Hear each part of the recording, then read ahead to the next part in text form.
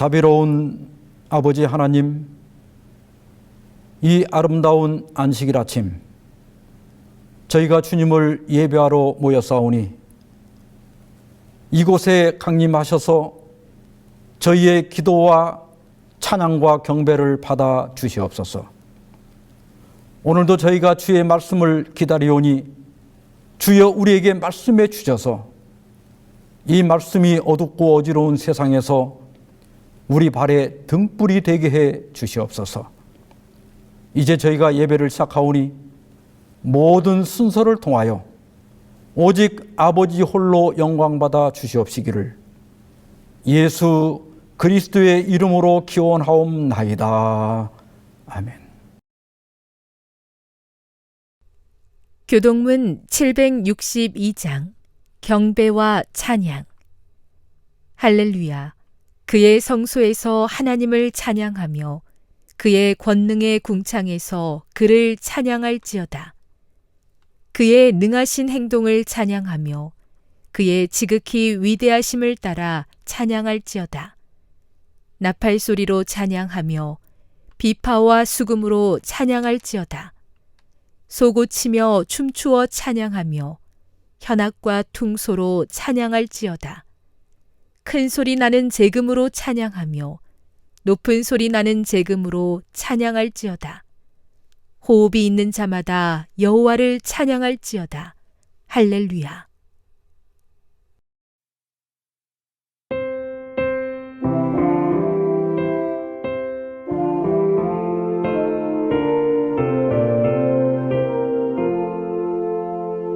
다 기뻐하여라 만 청결한 자여 왕 대신 예수 십자가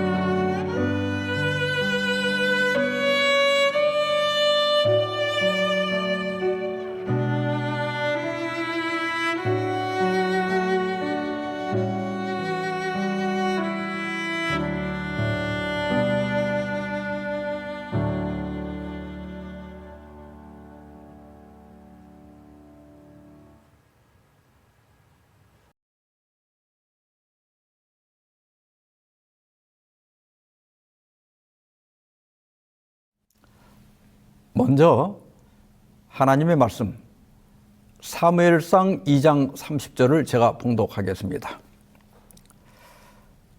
그러므로 이스라엘의 하나님 나 여호와가 말하노라. 내가 전에 내 집과 내 조상의 집이 내 앞에 영원히 행하리라 하였으나 이제 나 여호와가 말하노니 결단코 그렇게 하지 아니하리라. 나를 존중히 여기는 자를 내가 존중히 여기고 나를 멸시하는 자를 내가 경멸하리라. 핵소고지라는 영화를 보셨습니까? 이 영화는 멜 깁슨 감독이 만든 영화인데요. 그가 만든 영화 중에 패션 오브 크라이스트를 보신 분들이 많을 겁니다. 예수님의 마지막 12시간의 고난을 매우 사실적으로 그린 영화지요. 저는 핵소고지를 수년 전에 미국에 가면서 비행기에서 시청했습니다. 이 영화는 실화를 바탕으로 제작한 것인데 미국 재림 군인인 데스몬드 도스가 주인공입니다. 제2차 세계대전이 발발하자 그는 조국과 가족 그리고 소중한 사람들을 지키기 위해 의무병으로 자진 입대합니다. 그런데 막상 훈련소에 도착하니 상관들과 동료 병사들은 그가 신앙 때문이 아니라 겁쟁이라서 집총을 거부한다고 조롱하면서 밤마다 구타하고 온갖 모욕을 가했습니다. 나중에는 군사재판까지 받게 되지만 도스는 자기의 신념을 굽히지 않았고 마침내 총을 들지 않고 의무병으로 참전하도록 허락을 받게 됩니다. 수십 년 전만 해도 우리 재림교인들이 집총 거부나 안식일 문제로 투옥되는 분들이 많았습니다. 저희 재림교회는 미국 남북 전쟁이 한창이던 1863년에 조직이 되었습니다. 그래서 교회 시작 때부터 군대 문제를 놓고 고민해야 했습니다. 초기 지도자들은 기도하며 성경의 원칙들을 살펴보았고 그 결과 양심적 병역 거부가 옳다는 결론을 내렸습니다. 이에 따라 대충의 행정위원회에서는 1864년 8월 22일 J.N. 앤드루스 목사를 대표로 선정해서 미국 징집본부장에게 무기 휴대 및 전쟁 참여에 대한 재림교회의 입장을 지출하고 재림교회의 신앙적 입장을 설명하게 했습니다. 앤드루스 목사는 8월 30일에 제임스 프라이 징집본부장을 방문해서 재림교회 입장을 설명하고 재림 군인들에게 징집등록법 제13조에 따라 대리복무자를 제공하거나 $300 이하의 대체금을 납부하므로 제17조에 따라 징집을 면제받게 해달라고 요청했습니다. 이 요청에 대해 미 징집본부에서는 재림교인들을 군병원에 배치해서 의무병으로 근무하게 하거나 해방노예를 돌보는 임무를 맡게 하거나 아니면 $300의 대체금을 납부하면 군 복무를 면제받을 수 있다는 답을 보내왔습니다. 이후에 대충에서는 1954년 샌프란시스코 총회에서 재림교회와 세속 정부 및 전쟁과의 관계라는 결의문을 채택했고 1972년 멕시코 총회에서 이를 재확인하고 구체화했습니다. 일부 내용을 보겠습니다. 진정한 기독교는 훌륭한 시민의식과 세속 정부에 대한 충성심으로 나타난다. 인간들 사이에 전쟁이 발발한다고 해서 그리스도인이 하나님께 드려야 할 최고의 충성과 책임이 바뀌거나 신념을 실천하고 하나님을 첫째로 모셔야 할 의무가 변하지 않는다.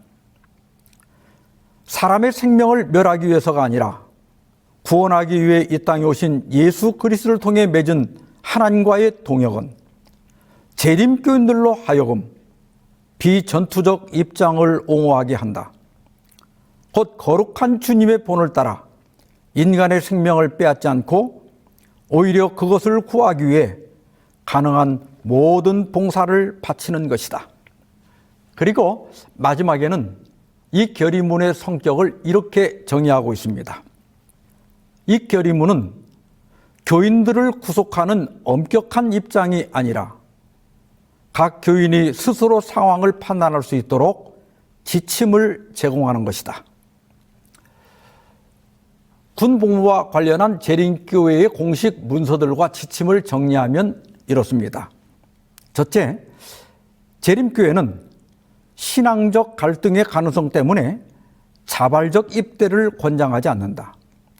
둘째, 징병제를 시행하고 있는 국가에서는 긍정적인 마음으로 입대하여 복무하되 최선을 다해 신앙적 양심을 지킨다.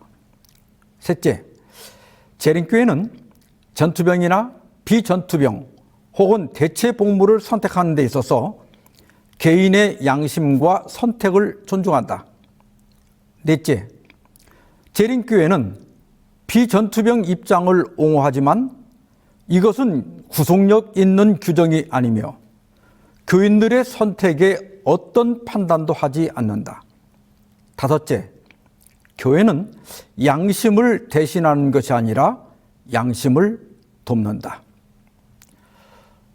어떤 분들은 국가와 군대를 인정한다면 부득이한 경우 집총을 할 수 있다고 생각합니다. 예를 들어 다른 나라를 침략하는 전쟁은 반대하지만 적이 쳐들어왔을 때 나라와 교회와 가족을 지키기 위해 집총을 찬성하는 분들도 있습니다. 따라서 재림교회는 군 복무와 관련하여 성경적 지침을 제공하지만 최종 선택은 각 개인의 신앙 양심과 선택에 맡기고 있습니다. 따라서 군 입대 여부나 비전투원 여부를 가지고 교인 자격을 판단하거나 어떤 직분에 임명하는데 판단 기준으로 삼지 않고 있습니다. 그리고 연합회와 합회에 군 봉사부를 두어서 재림군인들이 어떤 방식으로 복무를 하든 돕고 지원하는 데 최선을 다하고 있습니다. 다시 도스 일병 이야기로 돌아가겠습니다. 그는 오키나와 전투에 의무병으로 참여하게 됩니다. 당시 미군은 일본 본토에 상륙하기 위해서는 먼저 오키나와를 점령해야 했고 일본군은 이곳을 최후의 방어선으로 삼아 총력 항전했습니다. 차탄 해안에 상륙한 미군은 일본군 본부가 있는 슈리성을 점령하기 위해서 반드시 마에다 절벽이라고 불리는 핵소고지를 통과해야 했습니다. 사진에서 보는 것처럼 미군은 수직 절벽을 밧줄망을 타고 올라가야 했습니다. 1945년 5월 5일과 6일 이틀간 핵소고지 전투가 벌어졌습니다. 밧줄망을 타고 절벽을 올라서면 일본군의 기관총, 박격포, 자폭 공격을 맞아야 했습니다. 수차례 공격과 후퇴를 반복하면서 수많은 사상자가 발생했습니다. 밤이 되자 미군이 후퇴하고 수많은 부상병들이 핵소고지에 방치되었습니다. 일본군들이 잔뜩 깔려있는 핵소고지에 홀로 남은 도스는 부상당한 전우들을 구해 밧줄로 매달아 절벽 아래로 내려보냈습니다. 그때 도스가 드린 기도는 제발 한 명만 더 구하게 하소서였습니다. 한 명만 더, 한 명만 더. 그날 밤 그는 무려 75명의 전우를 구해냈습니다. 그리고 그 공로로 미국 최고 군사훈장인 의회 명예훈장을 받았습니다. 이것은 양심적 집총 거부자로서 최초이고 유일하게 받은 훈장입니다.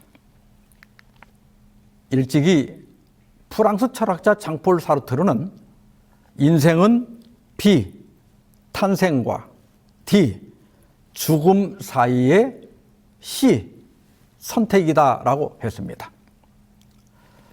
우리의 삶은 모두가 선택으로 이루어집니다. 아침에 일어나 먼저 무엇을 할 것인지부터 시작해서 하루 종일 무엇을 먹고 어떤 말을 하고 누구를 만나고 어떤 행동을 할 것인지를 끊임없이 선택해야 합니다. 그런데 이 모든 선택의 이면에는 우리가 무엇을 가장 소중하게 여기는지, 또한 누구를 진정으로 존중하는지가 숨어 있습니다. 어떤 사람은 자신의 욕망을 가장 존중합니다. 내가 원하는 것, 내가 즐거워하는 것, 내가 편한 것이 모든 판단의 기준이 됩니다. 어떤 사람은 다른 사람들의 시선을 가장 존중합니다. 다른 사람들이 어떻게 볼지, 어떻게 평가할지가 행동의 동기가 됩니다. 그런가 하면 어떤 사람은 돈이나 성공, 명예와 같은 것들을 가장 존중하며 살아갑니다. 데스몬드 도스는 집총을 거부했습니다. 그것은 단순히 신념 때문이 아니었습니다. 도스는 살인하지 말라고 명령하신 하나님을 존중히 여겼습니다. 도스는 국가도 인정하고 군대의 필요성도 인정했습니다. 그러나 인자는 사람의 생명을 멸하러 온 것이 아니라 구원하러 왔다는 예수님의 사역에 동참하기를 원했습니다. 이 선택으로 그는 동료 군인들에게 조롱과 박해를 당했습니다. 그러나 하나님의 명령과 군대의 명령이 충돌할 때 하나님의 명령을 따랐습니다. 자기의 안일보다는 하나님을 더 존중히 여겼기 때문입니다. 오늘 본문에서 하나님은 나를 존중히 여기는 자를 내가 존중히 여기고 나를 멸시하는 자를 내가 경멸하리라고 말씀하셨습니다. 어떤 선택을 하고 어떤 결정을 할 때 나는 과연 하나님을 존중히 여기는가 점검해 보아야 합니다. 사무엘상 2장은 하나님을 존중히 여기는 자와 멸시하는 자의 사례를 극명하게 보여줍니다. 한쪽에는 홈리와 비나스가 있고 다른 쪽에는 사무엘이 있습니다. 이들은 모두 하나님의 성소에서 성장했고 성소에서 직분을 맡아 일했습니다. 그러나 하나님을 대하는 태도는 완전히 달랐고 그 결과 그들의 인생도 서로 다른 방향으로 흘러갔습니다. 먼저 엘리의 두 아들 홈리와 비나스에 대해서 사무엘상 2장 12절은 이렇게 설명합니다. 엘리의 아들들은 행실이 나빠 여호와를 알지 못하더라.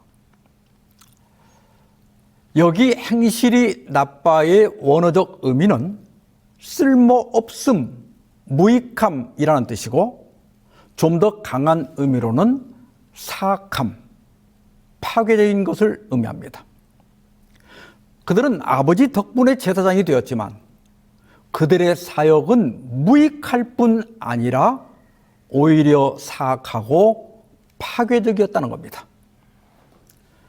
그리고 여호와를 알지 못하더라는 것은 단순히 하나님께 대한 지식이 없다는 뜻이 아니라 관계적 무시, 즉 의도적으로 하나님을 멸시했다는 뜻입니다. 그리고 성경은 두 가지 사례를 제시합니다. 여기 언급된 제사는 화목제를 가리킵니다. 화목제는 하나님께 대한 감사와 헌신, 그리고 하나님과의 교제와 공동체적 친교를 목적으로 드리는 제사입니다. 화목제의 종류는 감사제, 서원제, 자원제 이렇게 세 가지가 있습니다. 그 다음에 화목제물을 처리하는 절차와 방식인데요. 맨 먼저 하나님께 내장 기름 등을 화제로 드립니다. 저희가 어렸을 때는 아버지가 수저를 들기 전에는 식사를 할 수가 없었습니다. 집안의 가장에 대한 예의지요. 화목제에서도 먼저 하나님의 몫을 드린 후에 제사장과 예배자가 자기 몫을 받을 수 있었습니다. 그런데 홈리와 비나스는 어떻게 했습니까? 하나님께 드리기도 전에 먼저 생고기를 내놓으라고 했습니다. 그들은 설렁탕보다는 불고기를 좋아했던 모양입니다. 그래서 고기를 삶기 전에 먼저 생고기를 챙기려 한 겁니다. 그 다음에 제사장들은 가슴 부위와 오른쪽 넓적다리를 가질 수 있었고 그 후에 남은 제물들은 예배자와 공동체가 나누어 먹었습니다. 그런데 홈리와 비나스는 어떻게 했습니까? 삼지창 갈고리를 솥에 찔러 넣어가지고 걸리는 대로 가져갔습니다. 이러니 성소와 제사가 어떻게 되겠습니까? 많은 백성들은 홈리와 비나스의 부패한 행태에 분노하여 지정된 예배 장소에 올라가지 않았다. 그리하여 하나님께서 제정하신 예배는 악인들의 죄로 인하여 멸시와 무시를 당했고 마음이 악으로 기울어진 사람들은 죄에 대해 담대해졌다. 그 결과 불경과 방탕과 심지어 우상 숭배가 무섭게 퍼져나갔다. 우리 목사님들과 직분을 맡은 분들은 정말 조심해야 합니다. 지도자가 아니더라도 혹시 나 때문에 누군가가 교회에 대해 실망하는 일이 없어야 합니다. 예수님은 누구든지 나를 믿는 이 작은 자들 중 하나라도 실족하게 하면 차라리 연자맷돌이 그 목에 매여 바다에 던지는 것이 나으리라고 경고하셨습니다. 도대체 모태신자로 태어났고 성막 안에서 자랐고 아버지의 뒤를 이어 제사장이 된 홈리와 비나스가 어떻게 이런 짓을 할 수 있었을까요?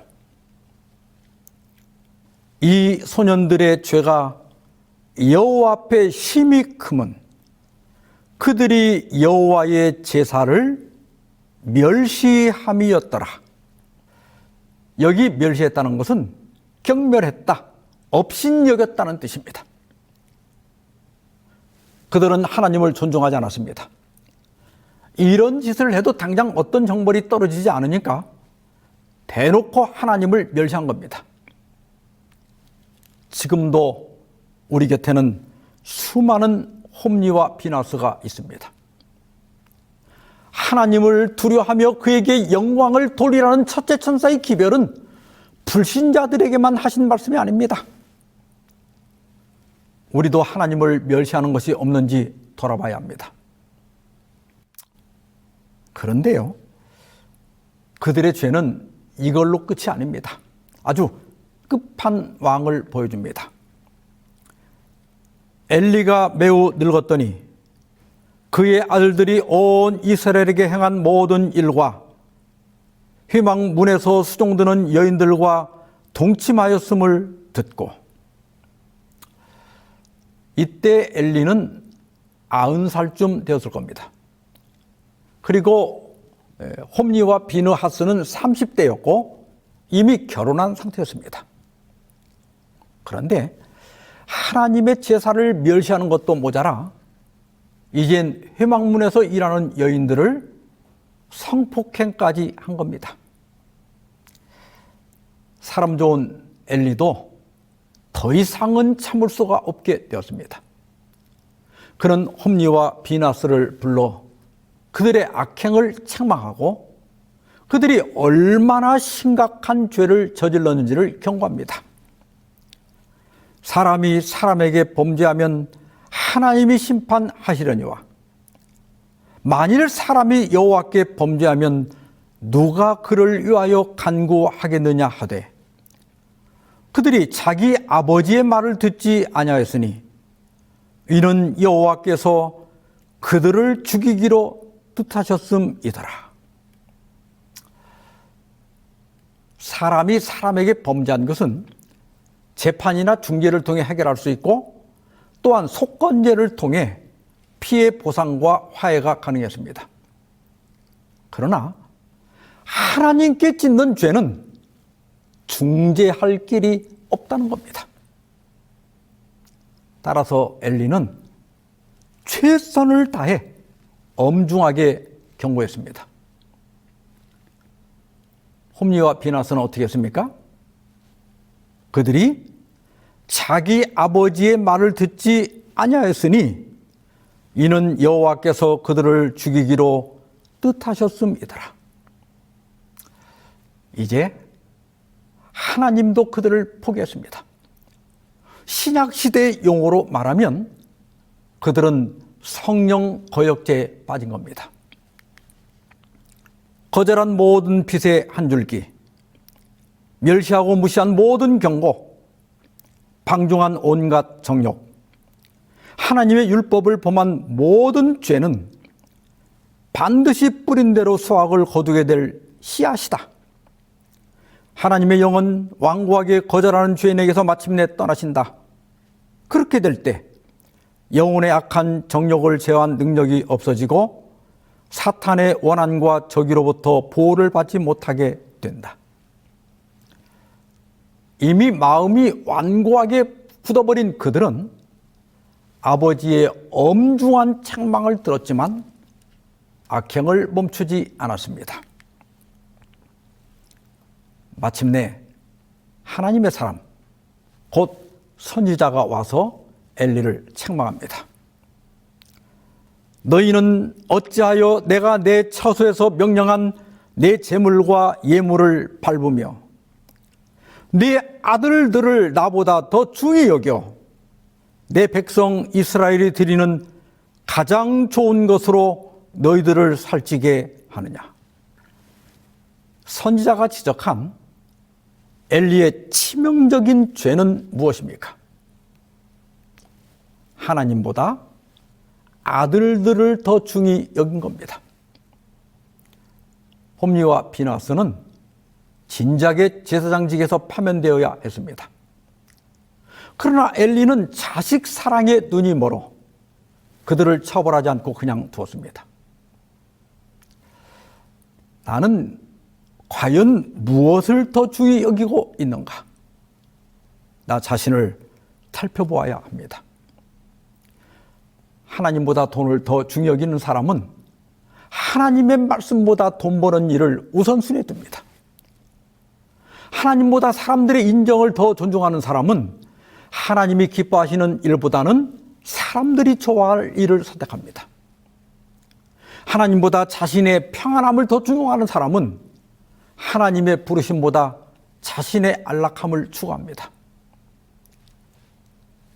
엘리와 그 가족들이 당할 징계는 두렵고 참혹했습니다. 첫째는 지도력을 상실하고, 둘째는 가문의 쇠퇴, 셋째는 자식들로 인한 고통과 슬픔, 넷째는 자녀들의 비극적인 최후입니다. 결국 엘리의 집은 망한 겁니다. 왜요? 하나님을 멸시한 까닭입니다. 그래서 하나님께서도 엘리의 집을 경멸한 겁니다. 그런데 이스라엘에게 절망만 있는 것은 아니었습니다. 상한 갈대를 꺾지 아니하며 꺼져가는 등불을 끄지 않는 하나님께서 예비하신 한 소년이 있었습니다. 바로 사무엘입니다. 사무엘은 어렸을 때에 세마포 에봇을 입고 여호와 앞에서 섬겼더라. 이때 사무엘이 몇 살쯤 되었을까요? 어머니 한나는 매년 제사를 드리러 올라갈 때마다 작은 겉옷을 지어다 입혔다고 했습니다. 여러 상황을 종합해 보면 대략 12살 전후가 되었을 겁니다. 영적 지도자인 엘리가 지도력을 잃고 하나님의 성소, 하나님의 교회가 망할 것처럼 보였지만 그러나 새로운 희망의 싹이 올라오고 있었습니다. 여기 주목할 단어는 여호와 앞에서입니다. 18절에는 여호와 앞에서 섬겼다고 했고 19절에는 여호와 앞에서 자랐다고 했습니다. 코람데오라는 말을 들어보셨습니까? 라틴어인데 하나님 앞에서라는 뜻입니다. 이 말은 처음에 라틴 교부들과 중세 수도원에서 사용하기 시작했는데 신학적으로 뚜렷하게 자리 잡은 것은 종교개혁 시대입니다. 특히 루터는 신자의 존재와 행위는 언제나 하나님 앞에 있다고 하였습니다. 사무엘의 삶이 그랬습니다.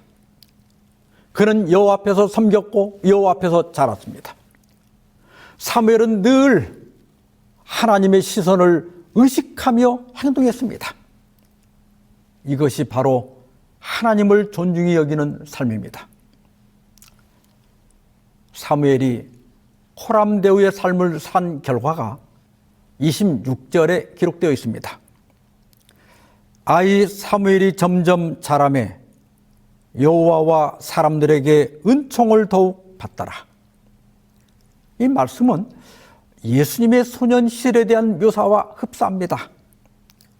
예수는 지혜와 키가 자라가며 하나님과 사람에게 더욱 사랑스러워 가시더라.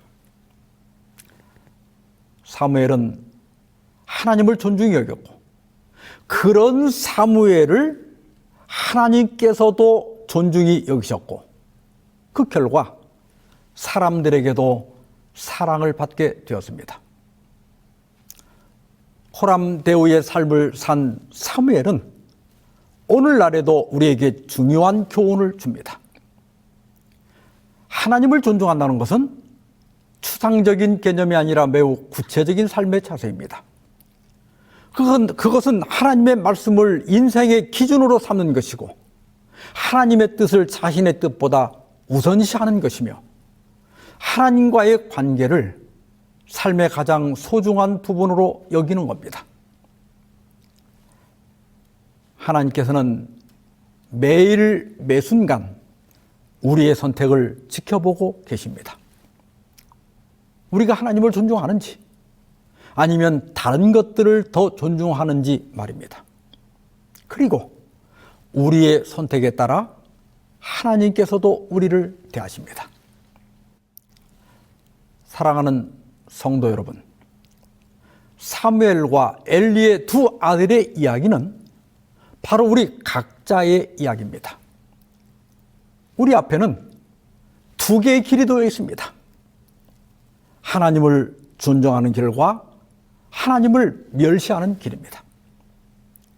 하나님을 존중한다는 것은 특별한 종교 행위를 하는 것이 아닙니다.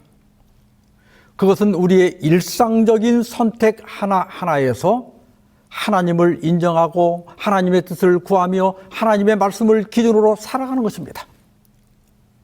아침에 일어나서 무엇을 먼저 할지 결정할 때, 직장에서 어떤 말과 행동을 할지 선택할 때, 가족들과 어떻게 지낼지 생각할 때, 그 모든 순간에 하나님을 의식하고 하나님의 뜻과 가르침을 존중하는 것입니다.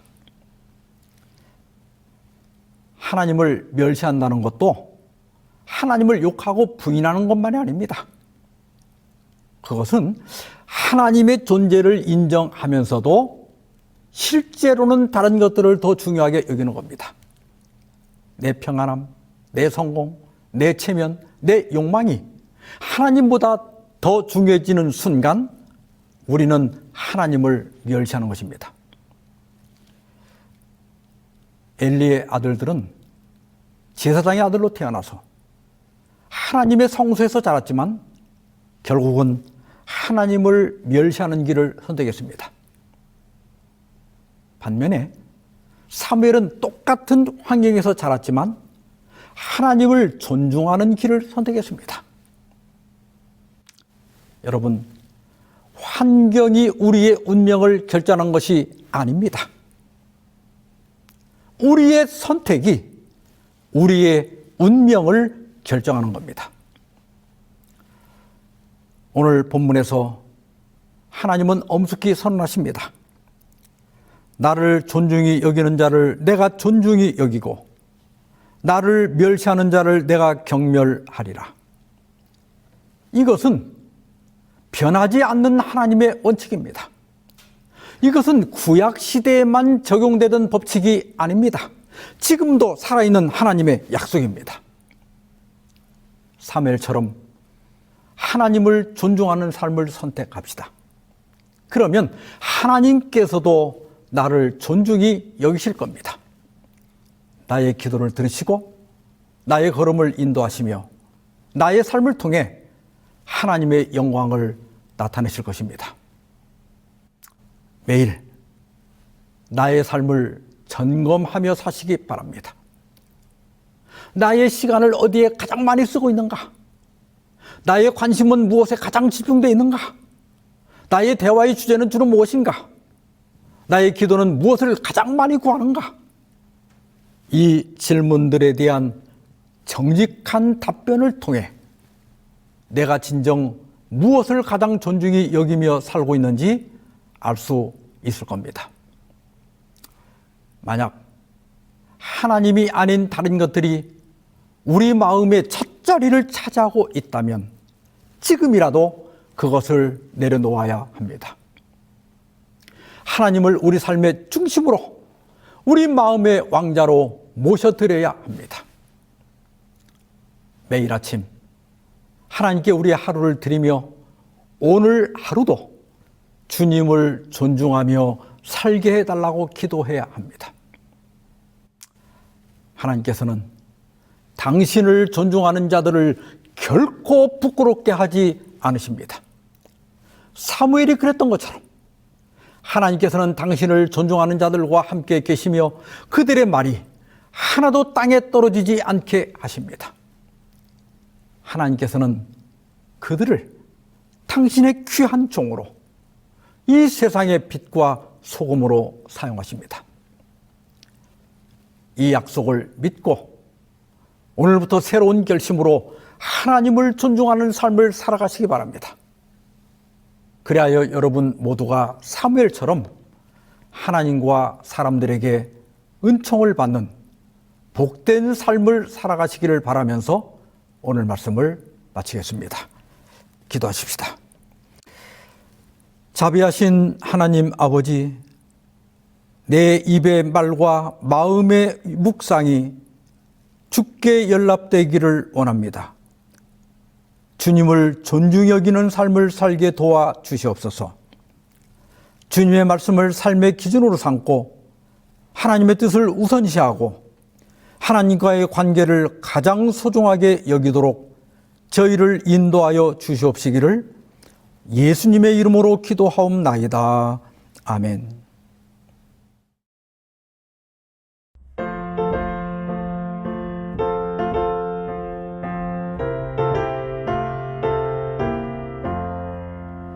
주의 것이 되려 하오니 가르쳐 주소서. 주의 뜻을 행기 원하니 도와주소서.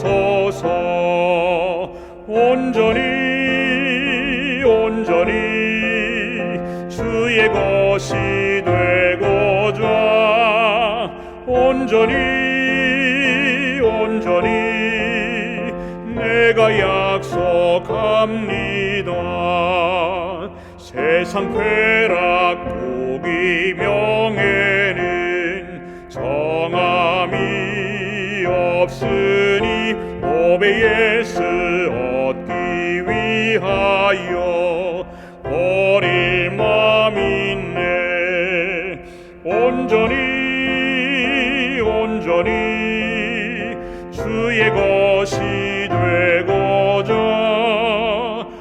온전히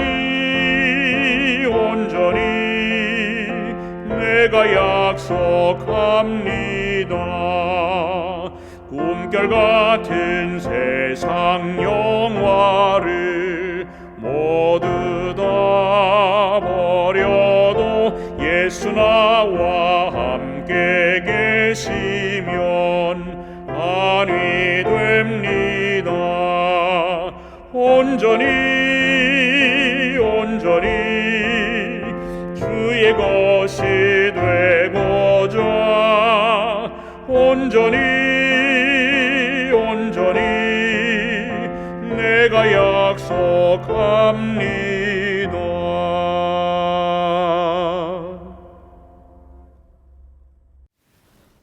이제는 하나님 아버지의 그 크신 사랑과 예수 그리스도의 은혜와 성령의 교통하심이 너희 무리와 함께 있을지어다. 아멘.